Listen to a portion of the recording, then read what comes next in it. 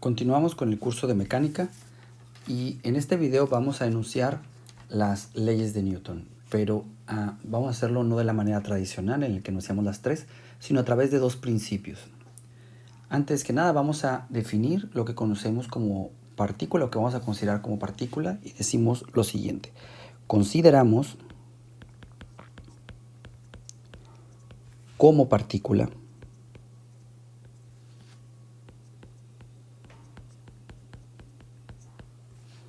a un cuerpo cuyas dimensiones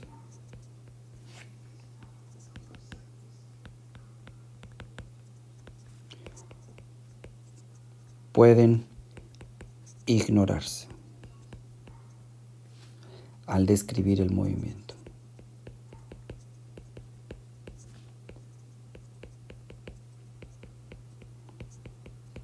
Lo que quiere decir esto es que sea lo que sea que estés describiendo, por ejemplo, un cubo o un planeta, si lo vamos a considerar como una partícula, vamos a considerarlo como un punto masivo, en el que no nos importa la orientación ni ningún otro grado de libertad más que la posición de ese punto. Y entonces a eso vamos a llamar partículas. Y les digo, depende del fenómeno que estemos describiendo, puede ser incluso una galaxia, un punto, una partícula, ¿no? Ahora, las leyes de Newton para esas partículas pueden enunciarse a través de dos principios.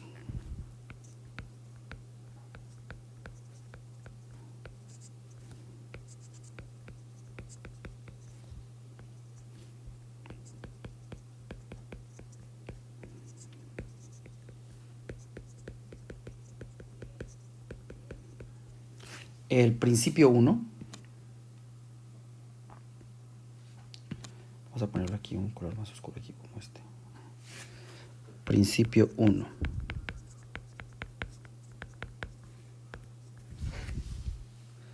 Dice que existen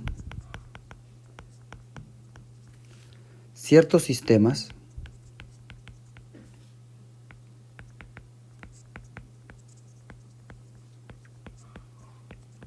de referencia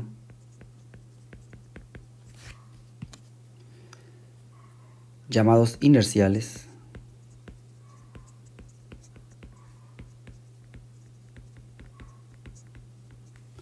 con las siguientes propiedades.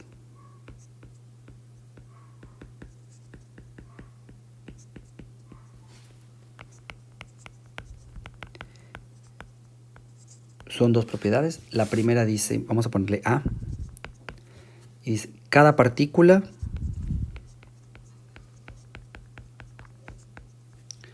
aislada en ese sistema de referencia se mueve en línea recta.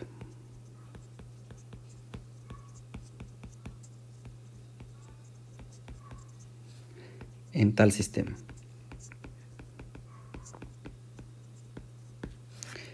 Y número 2, con aislado me refiero a que no esté interaccionando con ninguna otra partícula. Y en el siguiente inciso B es en esos sistemas, si una partícula aislada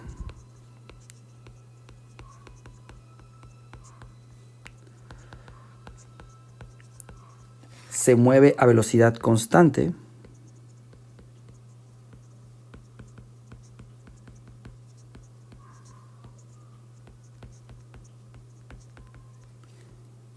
entonces toda partícula aislada se mueve con velocidad constante.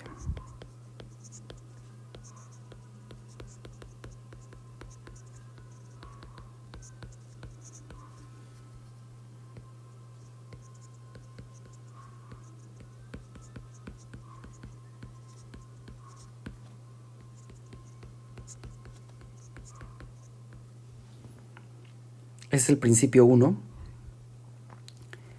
El principio 2, lo voy a poner en una siguiente hoja, nos dice lo siguiente. Bueno, antes de eso les discuto un poquito acerca de ese principio 1. El principio 1 nos habla pues de los sistemas donde vamos a describir la dinámica y es la definición de los sistemas inerciales. Y son aquellos donde las partículas se mueven en línea recta, las aisladas, y si se mueve una con velocidad constante, todas las demás se mueven con velocidad constante. Entonces, esa es como la noción, es como una cosa equivalente a la inercia, pero está definida en otro sentido, ¿verdad? No habla de una propiedad de las partículas, sino más bien de los sistemas en los que se escriben dichas partículas. Vamos al siguiente principio, que es el principio 2.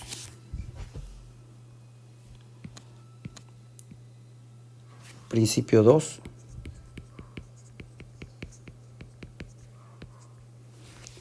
Dice, considere dos partículas primero. Es decir, dos cuerpos para los que no nos interesan a nosotros grados de libertad más que su posición. 1 y 2. Aisladas de cualquier otra materia excepto de ellas, ¿no? De otra materia, de cualquier.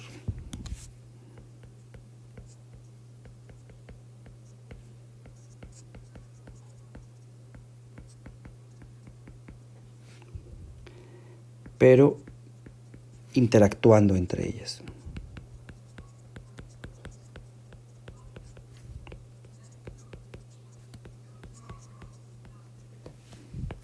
En general, estas dos partículas que ya están interactuando, ya no están aisladas, ya no se van a mover con velocidad constante, ¿no? Entonces, en general, como nota, no se moverán con velocidad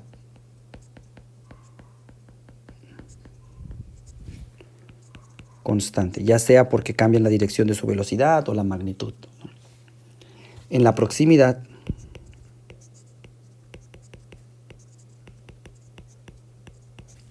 se generan interacciones.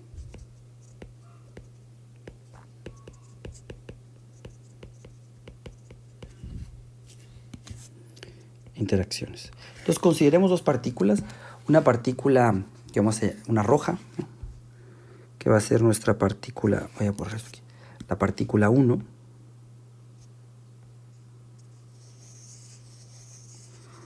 Ok, y la partícula 2. Vamos a ponerle azul, que esté por acá. Bueno, son dos partículas que interaccionan entre ellas y van a tener una interacción. Vamos a poner la interacción como en amarillo, ¿no? O sea, se sienten una a la otra. Esa interacción puede ser incluso un choque, por ejemplo, ¿no? Bueno, entonces, vamos a decir que esta partícula, vamos a caracterizar el movimiento de estas cosas. Vamos a suponer que esta tiene una velocidad 1, pues la partícula 1, y es una velocidad 2, porque es la partícula 2, es la partícula 1. Voy a poner el número adentro, 1, y esta es la partícula 2. Entonces, sea BJ. Todavía no termino con el principio, ¿eh? Igual debería de ponerlo el mismo color para que se note que todavía no termino de redactar el principio. Ajá. Aquí, por aquí, sí. Se generan interacciones. Entonces, sea VJ de t la velocidad de la partícula J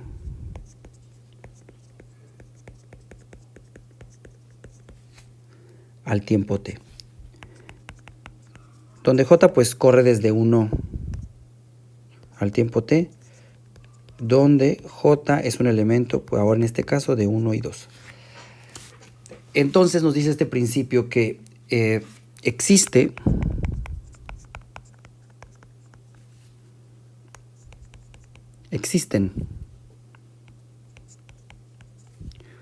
una constante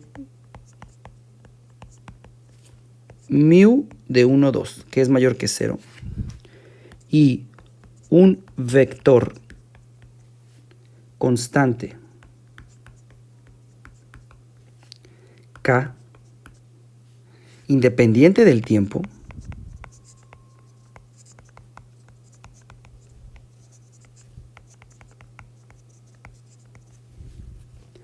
tal que la V1 de t más μ12 de V2 de t es igual a K para todo tiempo. O sea, nos dice que en la interacción de dos partículas al mismo tiempo, siempre se va a dar de tal forma que esta ecuación, que voy a llamar ecuación 1, se respeta. Esta suma con este constante μ12, una constante, y el K, un vector constante, se mantiene. Es decir, de alguna forma las interacciones respetan siempre esta ecuación, donde esta y esta son constantes. El μ12 pues, 1,2 es un real constante positivo y la K es un vector. Eso se cumple para todo tiempo. Entonces, esto lo que hace es poner un tipo de restricción sobre el tipo de interacciones que vamos a manejar en mecánica. Vamos a manejar tipos de interacciones en pares, como estos, donde te interacciona una partícula 1 con la partícula 2. Y siempre se va a dar de esta forma, en la que se mantiene una suma de este tipo. Ahora, yo no estoy diciendo quién es un μ12, pero resulta que μ12 no depende, es universal, dadas las partículas 1 y 2. O sea, por ejemplo, la que está ahí arriba, la roja y la azul, sea quien sea esas dos, siempre el μ12 va a ser el mismo. O la constante, más bien la ponía así, ¿no? La constante μ12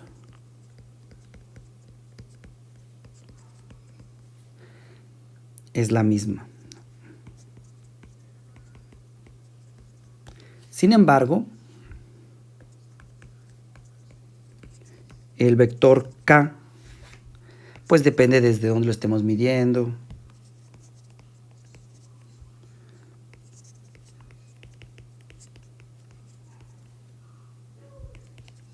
O sea, depende del sistema inercial y el movimiento particular.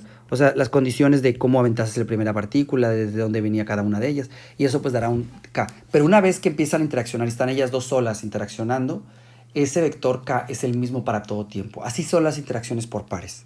Entonces K depende del sistema y el movimiento particular.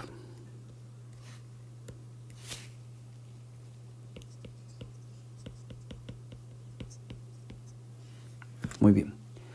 Todavía no terminamos de enunciar el principio. Entonces, de esta manera, si tuviéramos tres partículas, si se tiene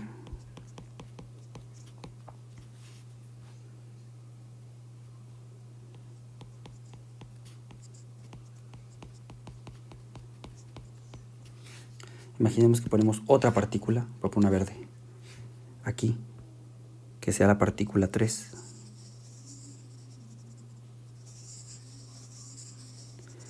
Esta partícula 3 puedo ponerla a interaccionar, bueno, esa tiene una velocidad que sería la velocidad 3, ¿no? Ahora, ahí es importante notar, o sea, yo tengo las tres partículas, pero las voy a poner a interaccionar por pares, que es lo que yo sé cómo caracterizar la interacción por pares. La interacción de las tres juntas, esa la vamos a analizar más adelante. Entonces, supongamos que tienen tres partículas y pones a interaccionar la 1 con la 2, ellas dos solas en el universo, entonces tendrías la ecuación 1. Si en vez de la 1 y 2 tomas, por ejemplo, la 2 y la 3, es la azul y la verde, y las pones a interaccionar, pues tendrías alguna otra ecuación que sería así, ¿no? V2 del tiempo más μ23 de la V3 en el tiempo, igual a una constante L. Note que este V2 no es la misma de la ecuación 1, porque, o sea, es otro experimento dinámico, digamos. Lo que sí es que va a tener la misma estructura si las pones a interaccionar por pares, la partícula 2 y 3 y la partícula 1 y 2. Eso es igual a otra constante L y eso sería nuestra ecuación 2. O sea, no puedes tomar esta ecuación de despejar V2 de aquí y sustituirla ahí arriba porque son diferentes experimentos, digamos. Lo que sí es que si las pusieras a interaccionar la azul con la verde, pues te daría una ecuación 2. O bien podrías tomar la ecuación, la partícula 3 y ponerla a interaccionar con la partícula 1.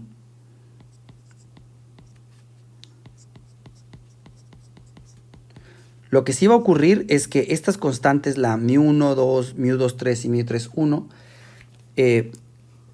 están relacionadas con las μ y j relacionadas.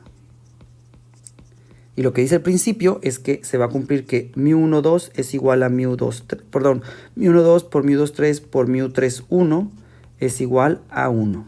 Eso es lo que vamos a pedir. Con esta ecuación última, que vamos a poner ecuación 3, cerramos el principio 2.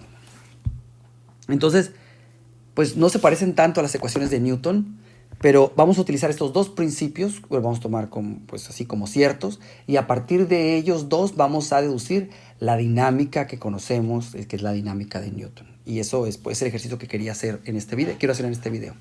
Entonces, de hecho, la ecuación 3 puede verse como la existencia de la masa, ¿no?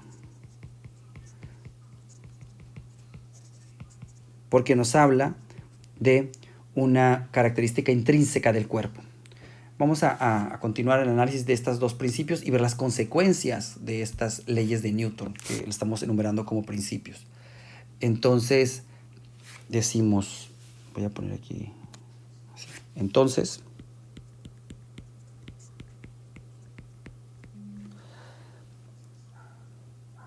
Entonces, el V1 del tiempo más μ12 del V2 del tiempo es igual a K. Y por otro lado, el V2 por T más μ21 es igual a V1 por T igual a K'. Fíjense que en este experimento es el mismo, lo único que hice fue, o sea, digamos, aquí el V1 y el V2 sí son el mismo. Lo único que es diferente es, digamos, es el orden en el que acomodé los vectores, o a qué partícula le puse V1 y a qué partícula le puse V2. Entonces, si esto es cierto, esto implica que el μ12 debe ser igual al μ21. Al inverso de μ21. ¿Podemos mostrar esto? Voy a poner aquí un color gris. Por ejemplo, aquí como es el mismo experimento, sí podríamos decir que v de t más μ12 por el V2 y sustituir el V2 de esta ecuación que está aquí abajo. Sabemos que eso sería igual a K' menos μ21 por el V1 de t. Y esto sería igual a K. Ahora, el V1 de t más μ12, vamos a ver si se puede ver de aquí, menos μ12 por μ21 por v de t, perdón, v1 de t. Y esto es igual a K.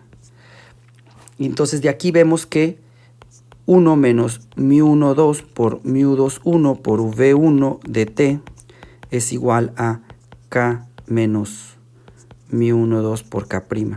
Y esto es constante. Y como la velocidad 1 es arbitraria, la única manera que esta ecuación se mantenga es que esta cantidad se haga 0. Y para que se haga 0, lo que vamos a pedir es que, pues lo que decíamos aquí arriba, ¿no? Que un μ12 sea el inverso de μ21 para que este dé 1. Y esto pues implica esto que escribíamos aquí. Eso sin pérdida de generalidad, esto debe de ocurrir. Entonces,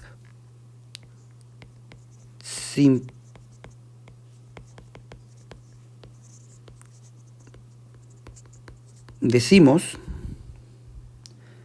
que voy a escribir el μ12 como dos constantes, una constante m2 sobre m1, y entonces el μ21 pues sería el inverso, que sería entonces m1 sobre m2. Esta sería mi ecuación 5, porque a la otra le voy a poner 4, esta que está aquí de atrás. Muy bien, entonces, si esto es cierto, yo puedo reescribir las ecuaciones anteriores, la 1 y 2, ese trío, pues sustituyendo el M23. Voy a hacerlo con la primera y luego después escribo las demás, ¿no? Por ejemplo, la ecuación esta que está aquí, voy a subrayar en rojo. Yo lo que puedo hacer es sustituir, o sea, V1 por T más mu1, 2, que sería M2 sobre M1 por V2 de T igual a K. Y entonces puedo multiplicar toda la ecuación por M1 y entonces me daría M1 por V1 por T más M2 por V2 por T, y esta constante K le voy a poner P. P1, 2. Esa es la primera ecuación. Las otras quedarán idénticas, nada más me saldría la M, cada uno acompañando a su velocidad, digamos. Y entonces la siguiente ecuación sería M2 por V2 de T más M3 por V3 de T es igual a P23, y M3 por V3 de T más M1 por V1 de T igual a P31. Entonces esta ecuación le voy a poner ecuación 5. Los P y J son los llamados, ¿qué? Los llamados momentos.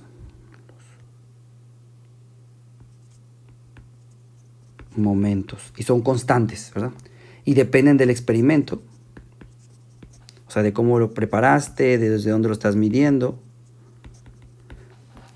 y también de mi elección de las MSIs, porque como está, realmente la definición esta MI está en un cociente, tú siempre le puedes poner una constante multiplicativa a ambas y va a dar el mismo mu1, 2, entonces hay una arbitrariedad en las masas, en las M's que se llaman masas, y pues esa es básicamente la arbitrariedad de medirla como tú quieras, ¿no? Porque siempre las puedes multiplicar por una constante a todas, y mientras guarden la relación entre ellas, sigues describiendo la dinámica correctamente. Entonces, los P y J son los momentos, a las M's y se les llama masas,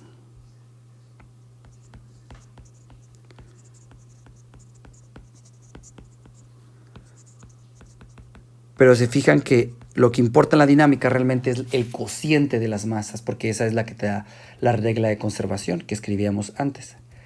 Y estas ecuaciones, el conjunto de ecuaciones 5, se conoce como la conservación del momento entre la interacción de dos partículas. Nos está diciendo esto, ¿no? O sea, que si tú tienes dos partículas interaccionan entre ellas, se mantiene la ecuación 5. La M, la masa, una cosa que caracteriza a la partícula, que es M1 por su velocidad, más M2 por su velocidad, es igual a una constante. Entonces, todas estas ecuaciones, la ecuación 5, juntas implican o se llaman la conservación del momento. Entonces, de los principios que mencionábamos antes, principio 1 y 2, podemos demostrar que en la interacción por pares de partículas se conserva una cantidad que llamamos momento. Otro comentario que quiero hacerles es que las MSIs no son únicas. O sea, como les decía, lo que importa es la relación entre ellas debido a la ecuación 5. Bueno, esto ya que es la ecuación 6 esta, ¿verdad? Porque le puse dos ecuaciones 5, perdón. Esta le voy a poner ecuación 6. Ajá, perdón. Bueno, las MSIs no son únicas, o sea, hay muchas maneras, porque en este coeficiente que está aquí en ecuación 5, yo le puedo multiplicar una constante a ambas. Entonces, lo que se hace es, se elige, por ejemplo, una masa patrón, ¿no? Entonces, como no son únicas, lo que nos hacemos es ponernos de acuerdo y entonces decimos, todas las vamos a referir, las M's, con respecto a una masa patrón, que por ejemplo usualmente es el kilogramo, por ejemplo, y decimos, y comparamos todas las masas con el kilogramo y así sacamos la constante M y luego todas las manejamos en ese lenguaje. Entonces, por eso es importante las unidades. Cuando uno fija las unidades, es como si estuvieras fijando el M2 que está aquí, por ejemplo, y a todas las vas a comparar con la M2 y así sacas la M de cada partícula y luego ya puedes escribir las ecuaciones como las 6 de conservación del momento. Espero que haya quedado claro. Fíjense que si yo derivo temporalmente la ecuación 6, voy a copiarla, esta ecuación 6, y la voy a derivar temporalmente.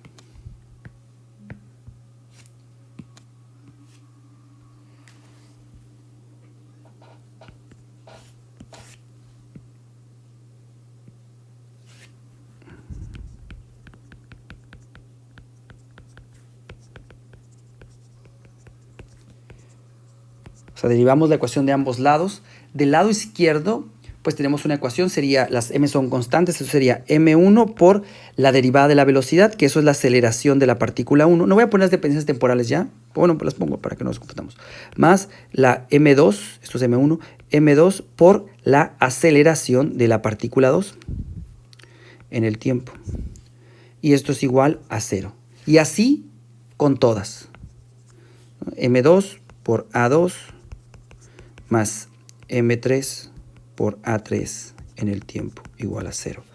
Más m3 por a3 por tiempo más m1 por a1 en el tiempo igual a 0. Entonces esta, si se fijan, o sea, la ecuación 6 es básicamente la conservación del momento. Pero este grupo de ecuaciones que voy a llamar ecuación 7, pues es que, ya saben, ¿no? Si lo puedes despejar y entonces lo que dice es que la aceleración que siente una partícula, por ejemplo la 1, es igual a menos la aceleración, la masa multiplicada por la aceleración que siente la otra. Si uno define esto como si fuera una fuerza, decimos la partícula 1 se siente una fuerza igual pero de sentido contrario, ¿verdad? Y a esto le llamamos, es la tercera ley de Newton.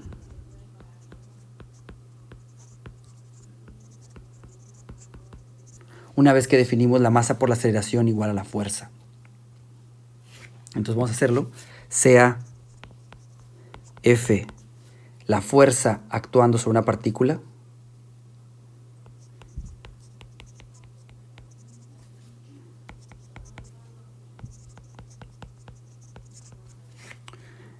en una partícula definida por, decimos que la fuerza es igual a la masa por la aceleración. Entonces, fíjense que la ecuación de Newton, que la ponemos antes como súper fundamental, aquí solamente es la definición de una cantidad que aparece conservada cuando interaccionan las partículas, como en ecuación 7. Y es natural la definición. Entonces, decimos que la fuerza es igual a la masa por la derivada segunda de la posición con respecto del tiempo al cuadrado. Y esa es la ecuación 8. Entonces, lo que nosotros hacemos es básicamente, pues, fíjense, la ecuación de Newton salió como una definición de una cantidad conservada de manera natural, ¿no? Entonces vamos a escribir un pequeño análisis, una reflexión. Decimos, el experimento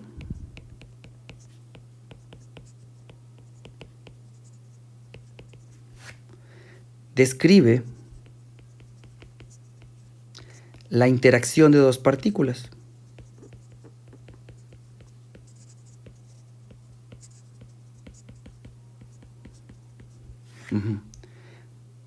A saber, la partícula 1 y la partícula 2. Y nosotros decimos que la aceleración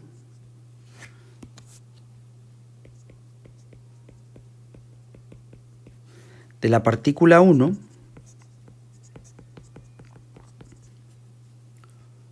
surge como resultado de esa interacción. O podemos decir al revés, ¿no? Que la aceleración de la partícula 2 surge como resultado de la interacción con la partícula 1.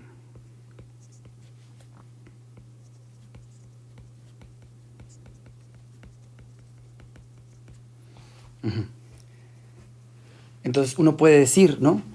Uno puede decir una cosa así como, existe una fuerza F12 que hace que la partícula 1 se acelere de esta forma, ¿no? Donde, claro, F12 es, pues, precisamente este término que está acá, no voy a poner en amarillo, es este que está aquí en amarillo, estoy dibujando. Sería este de aquí. Y es que en la física vamos a considerar, o bueno, se sabe pues que las interacciones todas son en pares. Esto puede sonar un poco como contraintuitivo, ¿verdad? Pero esto es así se dan las cosas. Miren, por ejemplo, antes de eso voy a darle la definición de la ecuación 8, porque la ecuación 8 es la segunda ley de Newton. Voy a ponerle más color. Es la segunda ley de Newton. Entonces, la primera ley de Newton viene con el principio 1, básicamente, porque las partículas que no están interaccionando se mueven en línea recta y con velocidad constante en esos marcos de referencia. Y como consecuencia de los dos principios, nace la tercera ley de Newton y la segunda ley de Newton. Es una definición inmediata, digamos, de la cantidad conservada debido a la tercera ley de Newton. Entonces, esta es una forma diferente de presentar las ecuaciones de Newton. Pero les quiero hacer un comentario. Decíamos, todas las fuerzas, lo quiero comentar un poco más para que les quede claro, todas las fuerzas que nosotros vemos no las pensamos así. Generalmente nosotros lo que nosotros pensamos es algo como lo que está aquí abajo, ¿no? Es decir, pensamos que hay una partícula, por ejemplo, hay una partícula y esa partícula siente la fuerza, decimos nosotros, ¿no? Generalmente. Y, por ejemplo, imagínense que esto es un electrón. Eso bien puede ser, por ejemplo, imagínense una pelota cayendo a la superficie de la Tierra, ¿no? Y entonces esta es la Tierra y esta partícula siente una fuerza y nosotros lo podemos escribir así, ¿no? O sea, la masa por la aceleración de esta partícula, que lo puedo llamar aquí, digamos, tiene una aceleración. Entonces, la masa por la aceleración que sube esta partícula es igual a la fuerza. Y escribimos la ley de Newton, donde la fuerza, pues, es esta... digamos, parece como que nada más la siente ella, ¿no? Esta partícula, y pues la Tierra se ve casi inmóvil. Pero en realidad lo que ocurre es que aquí esta Tierra está formada por un montón de partículas, ¿no? O bueno, podrías pensarla también como una sola partícula, porque también se puede hacer así, como una sola partícula gordota, ¿no? Y tanto esta está ejerciendo, por tercera ley de Newton, una fuerza, digamos, esta partícula amarilla está ejerciendo una fuerza sobre esta partícula verde que está aquí, que es la Tierra, como al revés, ¿no? Entonces aquí también y de hecho es la fuerza, como dice la tercera ley de Newton, de la misma magnitud, pero de sentido contrario. Claro, la Tierra está tan grande, o sea, su masa es tan grande, que esa fuerza es, digamos, la aceleración, porque estamos así, ¿no? Imagínense, la masa de la pelota, vamos a ponerle masa de la pelota, por la aceleración de la pelota es igual, más la masa de la Tierra por la aceleración de la Tierra es igual a 0. Es lo que nos dicen las ecuaciones, como las ecuaciones, creo que eran las ecuaciones 7, ¿verdad?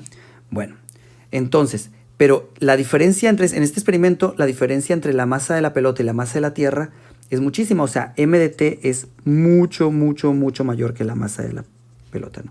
De tal forma que la aceleración sobre la Tierra, si yo la despejo, es despreciable, porque va a ser igual a la masa de la pelota por la aceleración de la pelota sobre la masa de la Tierra. Y por eso casi tiende a 0. Está muy pequeñita. Y por eso no lo notamos como la Tierra se mueve, debido a que la pelota se acerca hacia ella. Pero en realidad eso es lo que ocurre, porque así interaccionan las partículas. Y realmente todos los sistemas están dados de esa manera. O sea, las interacciones son por pares. O imagínense otro experimento. Por ejemplo, imagínense que tuviéramos un electrón, ¿no? Imagínense una placa metálica, o dos placas metálicas si quieren.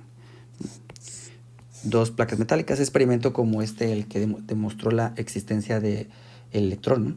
Y supongamos que aquí hay una partícula de aceite, aquí, y entre estas dos placas paralelas, digamos, las placas tienen una carga positiva, aquí negativa, y entonces generan un campo eléctrico en esta dirección. Entonces también tú puedes pensar como que sobre esta hay una fuerza, ¿no? Pero en realidad lo que está ocurriendo es que este electrón que está aquí, o los electrones que están aquí, están sintiendo la interacción de los electrones de acá, del metal, y, digamos, la ausencia de electrones acá que forman los protones, ¿no?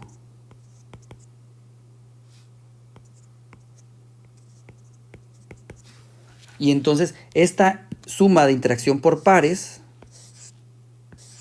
es el que hace la resultante, Y generalmente para simplificar, pues ya nosotros sacamos primero la resultante, que esa sería la fuerza, y ya vemos que sería pues la fuerza que ejerce, que casi es una constante hacia arriba en unas placas paralelas. Pero bueno, esa es, digamos, como lo podemos entender. ¿Hay alguna otra notación?